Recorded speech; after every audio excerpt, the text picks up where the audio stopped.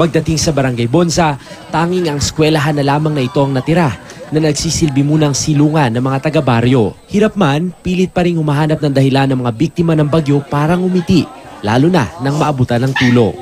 Pero sadyang mahirap limutin ang bangungot ng bagyo. Hindi ako makatulog. At ang naalala ko, parati po, kahit magawa ko sa bahay, naalala ko parati yung lakas-lakas ng hangin. Yun nga yung dalawang pinaka-problema namin dito. Paano i-reconstruct yung mga bahay namin at paano yung kabuhayan namin sa susunod na isang taon. Papunta naman ng Barangay Simbaliw, kinailangan na rin maglakad dahil sa mga nakahambalang na puno at poste.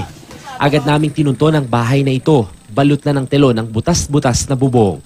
Dinatnan namin si Dennis na kararating lang galing Tarlac. Ang mga labi ng kanyang biyanan at 2 taong gulang na anak, 3 araw na raw di maiburol dahil sa kakulangan ng formalin.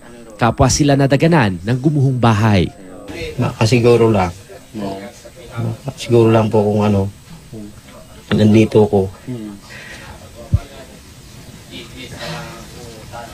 Baka naligtas sila.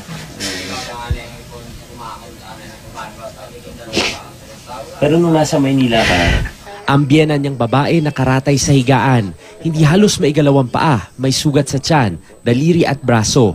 Agad siyang sinuri ng kasama naming doktor at binigyan ng gamot. Di na kami nakalabas ng aming tahanan.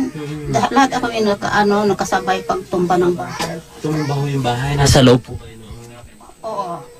Wala ring tigil sa pag-iyak ang 3 taong gulang na si Kiana na itinuturo ang labi ng bunsong kapatid. Mula Libakaw, sinamahan namin si Dennis para kumustahin ang misis na sugatan din at nasa Kalibo Provincial Hospital. Nang magkita ang dalawa, biglang napakapit si Eileen sa mister. Ngayon lang din nalaman ni Eileen na 3 buwan pala siyang buntis. Ligtas naman na raw ang bata. Sa kabila ng kondisyon, may hiling ang nangungulilang ina.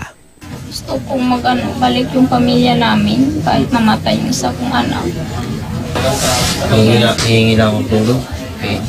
May katulong siguro. Mayor.